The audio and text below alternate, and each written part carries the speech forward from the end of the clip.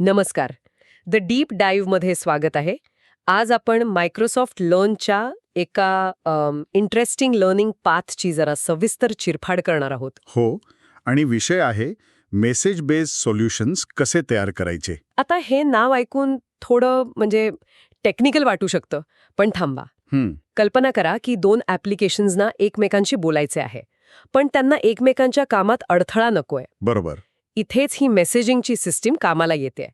हे कसे माहितीये, एखाद्या मोठ्या शिस्तबद्ध पोस्ट ऑफिस सारखं. छान उदाहरण आहे. प्रत्येक संदेशाला स्वतःची रांग, स्वतःचा पत्ता, तो शांतपणे आपल्या वेळेची वाट पाहतो आणि मग योग्य ठिकाणी पोहोचतो. म्हणजे मुख्य कामावर काही ताण येत नाही. अगदी बरोबर. आणि आज आपलं ध्येय हेच आहे की मायक्रोसॉफ्टच्या डेव्हलप मेसेज बेस्ड सोल्युशन्स या पाथला सोप्या भाषेत समजून घेणं. हो. आता बघा, या कोर्सच्या पेजवर जरी इंटरमिजिएट म्हणजे मध्यम पातळी असं लिहिलं असलं तरी घाबरण्याचं काही कारण नाही. आपण याला अगदी सुरुवातीपासून बघणार आहोत.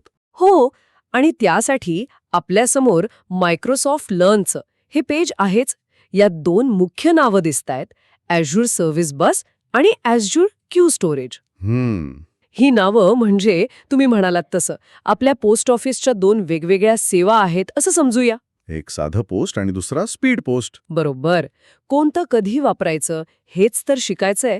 चला तर मग या लर्निंग पार्टच्या मुख्य पेजवरूनच सुरुवात करूया. ठीक आहे. तर पेजवर सगळ्यात आधी दिसतंय इंटरमिडिएट लेव्हल आणि काही प्री रिक्विजिट्स, म्हणजे काय पूर्वतयारी हवी. हो, त्यात लिहिले आहे की डेव्हलपमेंटचा किमान 1 वर्षाचा अनुभव आणि Azureची थोडी माहिती हवी. पण खरं सांगायचं तर 1 वर्षाचा अनुभव वगैरे ठीक आहे. अच्छा. पण जर एखाद्याला मोठ्या रेस्टॉरंटच्या किचनमध्ये ऑर्डर कशी दिली जाते हो, आणि ती कशी वेगवेगळ्या विभागांमध्ये म्हणजे juice counter, main course, dessert यात विभागली जाते हे जरी माहीत असेल तर यातील अर्धा भाग सहज समजेल. वा. म्हणजे मुख्य गोष्ट आहे कामाचं विभाजन आणि संवाद. अगदी. संकल्पना समजली की टेक्नॉलॉजी खरंच सोपी वाटते. हे उदाहरण छान आहे. पण रेस्टॉरंटच्या किचनमध्ये तर शेफ आरडाओरडा करू शकतो, ही ऑर्डर आधी घ्या असं सांगू शकतो. हा, बरोबर. मग या डिजिटल पोस्ट ऑफिसमध्ये संदेशांना प्राधान्य कसं मिळतं? म्हणजे एखादी तातडीची ऑर्डर रांग तोडून पुढे जाऊ शकते का? खूपच छान प्रश्न आहे. आणि इथेच तर फरक आहे. साधं Azure क्यू स्टोरेज म्हणजे आपलं साधं पोस्ट, त्यात साधारणपणे संदेश रांगेनुसारच जातात. ओके. पण Azure सर्व्हिस बस म्हणजे आपली प्रीमियम सेवा, त्यात संदेशांना प्राधान्य देण्याची किंवा विशिष्ट क्रमाने प्रक्रिया करण्याची सोय असते. पण त्याहीपेक्षा एक महत्त्वाची गोष्ट आहे. ते काय म्हणतात त्याला? डीकपलिंग. डीकपलिंग. हो.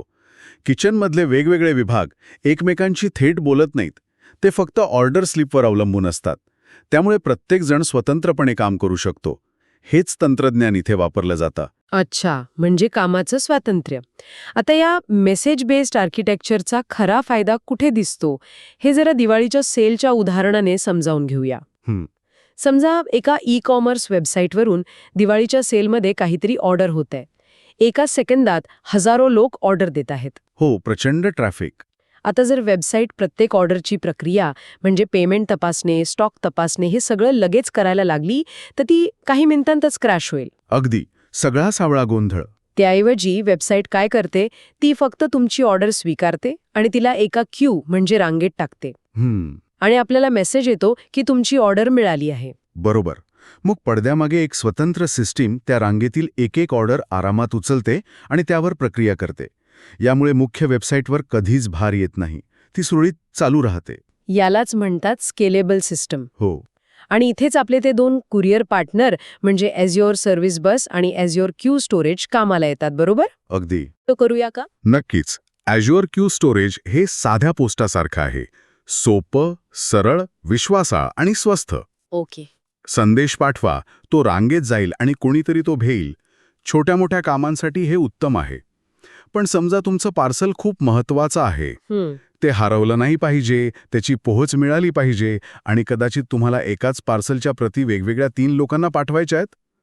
अशा वेळी तुम्ही साधं पोस्ट वापराल? नाही, अजिबात नाही. त्यासाठी मी नक्कीच एखादी चांगली कुरिअर सर्व्हिस वापरेन. बरोबर.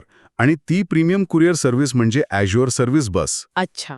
यात संदेशाची डिलिव्हरी झाल्याची खात्री मिळते. त्याला डिलिव्हरी गॅरंटी म्हणतात. हां. आणि संदेशांना विशिष्ट प्रकारे गटबद्ध करता येतं, ज्याला टॉपिक्स आणि सबस्क्रिप्शन्स म्हणतात. याचा खरा फायदा तेव्हा होतो जेव्हा एक घटना घडते आणि त्यावर आधारित अनेक वेगवेगळ्या गोष्टी करायच्या असतात. उदाहरणार्थ? जसे की एका नवीन ग्राहकाने साइन अप केलं. हा एकच संदेश आहे, पण यावर आधारित अकाउंट टीमला नवीन प्रोफाईल बनवायचा आहे, हो. मार्केटिंग टीमला वेलकम ईमेल पाठवायची आहे आणि ॲनालिटिक्स टीमला डेटा रेकॉर्ड करायचा आहे. ओके, म्हणजे कामं वेगवेगळी आहेत. हो, सर्व्हिस बस हा एकच संदेश या तिन्ही टीम्सना स्वतंत्रपणे पोहोचवतो, एकमेकांना काहीही न कळवता. हीच खरी डिकपलिंगची जादू आहे. वा, हा तर खूप महत्वाचा मुद्दा आहे. हे फक्त रांग व्यवस्थापन नाही, तर हे एक हुशार वर्कफ्लो मॅनेजमेंट आहे. अगदी बरोबर. चला, आता या लर्निंग पाथमधल्या एकमेव मॉड्यूलकडे वळूया. आणि गंमत म्हणजे या 5 मध्ये फक्त एकच मॉड्यूल आहे, डिस्कव्हर ॲझ्युअर मेसेज क्यू. हो, म्हणजे सगळं ज्ञान याच एका खजिन्याच्या डब्यात आहे. बरोबर. चला, हा डबा उघडून बघूया. तर या मॉड्यूलच्या लर्निंग ऑब्जेक्टिव्हज म्हणजेच शिकण्याच्या उद्देशांवर नजर टाकूया. पहिला उद्देश आहे चूज दी ॲप्रोप्रिएट क्यू मेकॅनिझम, म्हणजे योग्य क्यू मेकॅनिझम निवडणे. याचा सरळ अर्थ आहे की तुमच्या कामासाठी साधं पोस्ट वापरायचं की प्रीमियम कुरिअर हे कसं ठरवायचं. चुकीची निवड केली तर पैसे आणि वेळ दोन्ही वाया जातील. म्हणजे मित्राला साधं पत्र पाठवायला तुम्ही महागडी कुरिअर सर्व्हिस वापरली तर ते मूर्खपणाचं ठरेल की नाही. हो, नक्कीच. आणि जर कंपनीचे कायदेशीर दस्तऐवज साध्या पोस्टने पाठवले तर तो धोका पत्करण्यासारखा आहे. हेच निर्णय इथे घ्यायला शिकायचा आहे. अगदी पटलं. दुसरा आणि तिसरा उद्देश थेट सर्व्हिस बसवर आहे. Explain how service bus operates आणि .NET वापरून सर्व्हिस बस क्यूमधून संदेश पाठवणे आणि प्राप्त करणे. बरोबर. इथे आपण त्या प्रीमियम कुरिअर कंपनीच्या आत डोकावून बघणार आहोत. ती कशी काम करते, त्यांचे नियम काय आहेत वगैरे. आणि तिसरा उद्देश म्हणजे प्रॅक्टिकल. हो, आणि तोच महत्वाचा आहे. इथे प्रत्यक्ष कोड लिहायला शिकायला मिळतं. हे फक्त थिअरी नाही. म्हणजे तुम्हाला स्वतः कुरिअर ऑफिसमध्ये जाऊन फॉर्म कसा भरायचा, पार्सल कसं पाठवायचं, हे प्रात्यक्षिक करून दाखवलं जाईल. आता आली खरी गंमत. आणि इथे एक इंटरेस्टिंग गोष्ट शिकायला मिळते. तुम्ही संदेश थेट स्वीकारण्याऐवजी आधी त्याला पीक करू शकता. पीक म्हणजे डोकावून बघणे.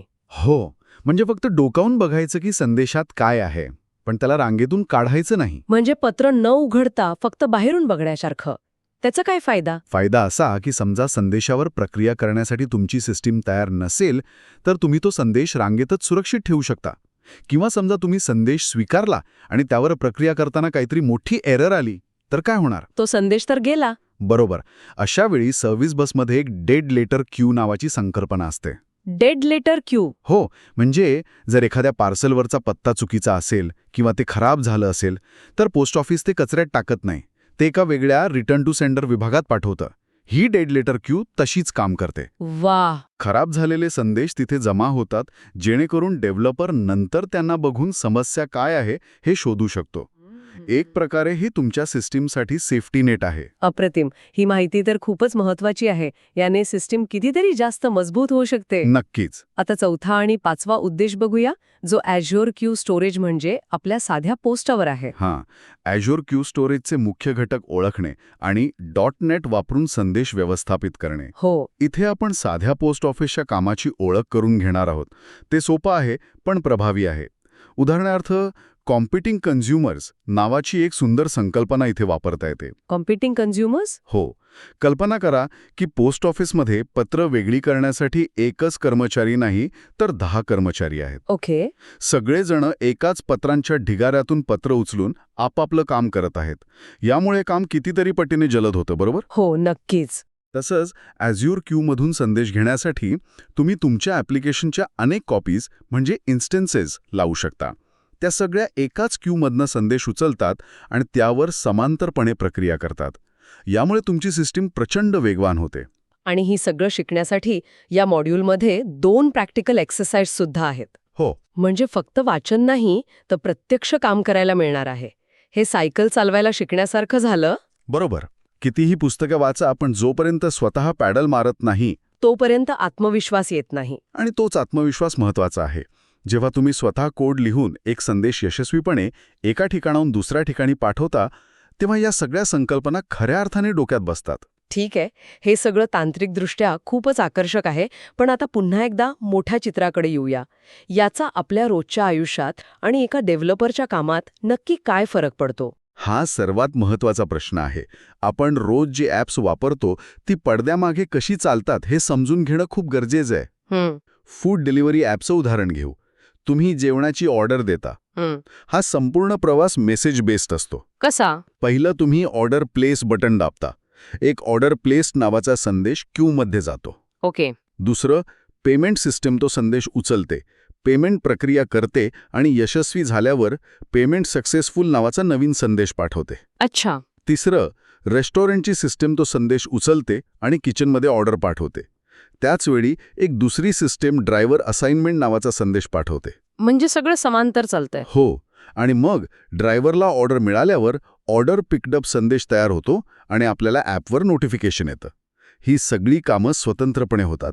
जर ही सिस्टम नसती तर एक छोटीशी चूक झाली तरी सगळी प्रक्रिया थांबू शकली असती. म्हणजे आपलं डिजिटल आयुष्य या अदृश्य संदेशांच्या जाळ्यावर चालतंय. अगदी.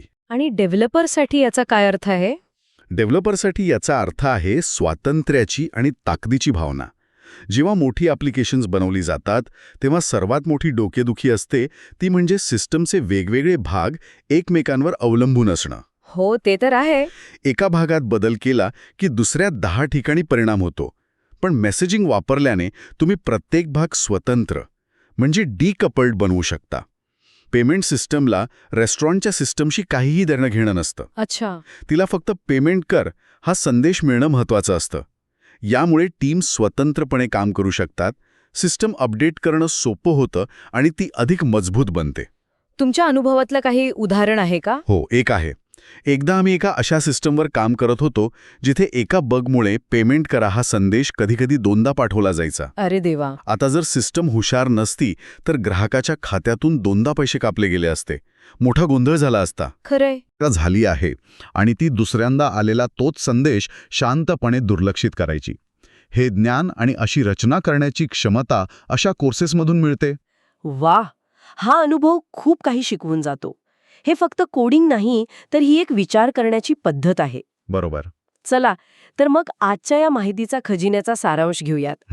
आज आपण पाहिलं की ॲप्लिकेशन्सना एकमेकांशी प्रभावीपणे आणि कोणत्याही भाराशिवाय संवाद साधण्यासाठी मेसेज क्यू किती महत्वाचे आहेत. हे पडद्याआड काम करणाऱ्या कम्युनिकेशन मॅनेजरसारखे आहेत, नाही का? हो. ॲझ्युर आपल्याला 2 पर्याय देतं. एक आहे साधं, सरळ आणि वेगवान क्यू स्टोरेज, आणि दुसरा आहे अधिक वैशिष्ट्य असलेला, विश्वासार्ह आणि गुंतागुंतीच्या वर्कफ्लोसाठी बनवलेला सर्व्हिस बस. अगदी अचूक. आणि जाता जाता श्रोत्यांसाठी एक विचार. या कोर्समध्ये आपण संदेश कसा पाठवायचा आणि स्वीकारायचा हे शिकलो. हो. पण विचार करण्यासारखी गोष्ट ही आहे की जर पाठवलेला संदेश मध्येच हरवला तर? किंवा आपण ज्या आयडेम्पोटेन्सीबद्दल बोललो ते प्रत्येक सिस्टीममध्ये कसं लागू करायचं? एकच संदेश फक्त आणि फक्त एकदाच प्रक्रिया केला जाईल याची खात्री म्हणजे एक्झॅक्टली वन्स प्रोसेसिंग कशी करायची? हे तर पुढच्या पातळीवरचे प्रश्न आहेत. हो, आणि हेच प्रश्न एका चांगल्या डेव्हलपरला एक उत्तम आर्किटेक्ट बनण्याच्या प्रवासात मदत करतात. विश्वासार्हता आणि चूक हाताळणी म्हणजे रिलायबिलिटी आणि एरर हँडलिंग हा याच्या पुढचा आणि अधिक रंजक टप्पा आहे. बरोबर. हा कोर्स त्या प्रवासासाठी एक भक्कम पाया घालून देतो ज्यावर एक मजबूत आणि अभेद्य इमारत उभी करता येते. त्यामुळे विचार करायला हवा की आपली सिस्टम अनपेक्षित चुकांना कशी सामोरी जाईल. या प्रश्नाचं उत्तर शोधण्यातच खरी मजा आहे.